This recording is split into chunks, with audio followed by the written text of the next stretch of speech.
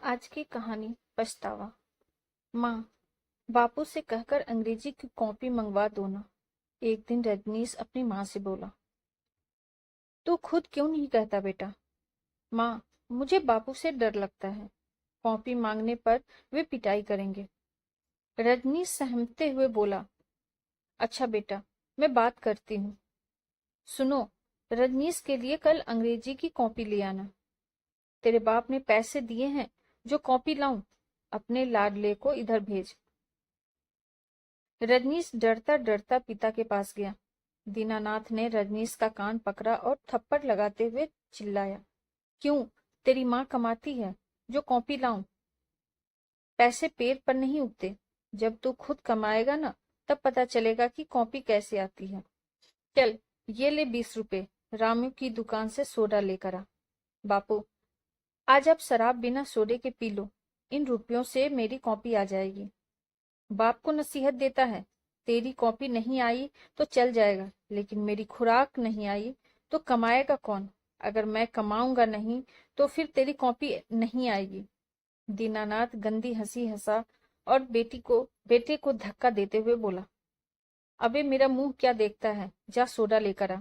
दीनानाथ की यह रोज की आदत थी। कभी वह बेटे को कॉपी किताब के लिए सताता तो कभी वह उससे बाजार से काम करवाता। बेटा पढ़ने बैठता तो उसे तंग करता। घर का माहौल ऐसा ही था।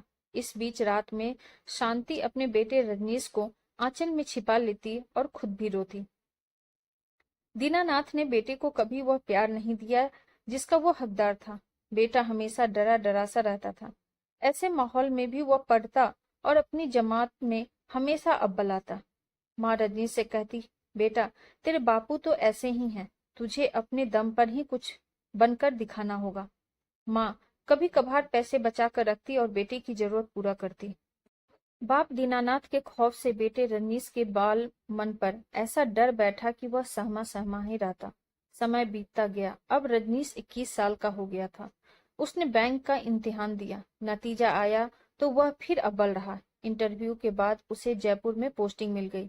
उधर दीनानाथ की झगड़ा करने की आदत से नगर निगम दफ्तर से उसे निकाल दिया गया था। घर में खुशी का माहौल था। बेटे ने माँ के पैर छुए और उनसे आशीर्वाद लिया। पिता घर के किसी कोने में बैठा रो रहा था।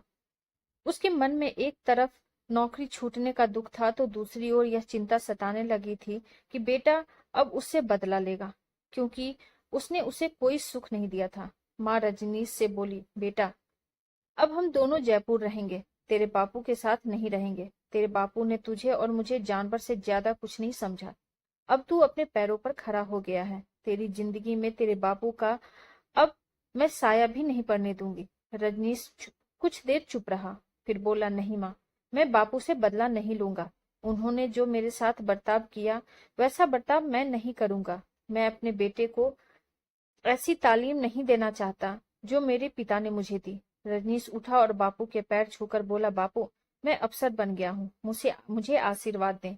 आपकी नौकरी छूट गई तो कोई बात नहीं, मैं अब अपने पैरों पर खड़ा हो गया हूँ। चलो आप अब जयपुर में मेरे साथ रहो, हम मिलकर रहेंगे। यह सुनकर दीनानाथ की आंखों में आंसू आ गए। वह बोला, बेटा, मैंने तुझे बहुत सताया है, लेकिन तूने मेरा साथ नहीं छोड़ा। मुझे तुझ पर गर्व है। दीनानाथ को अपने किए पर खूब पछतावा हो रहा था। रजनीश ने बापू की आंखों से आंसू पोंछे तो दीनानाथ ने खुश होकर उसे गला लगा लिया।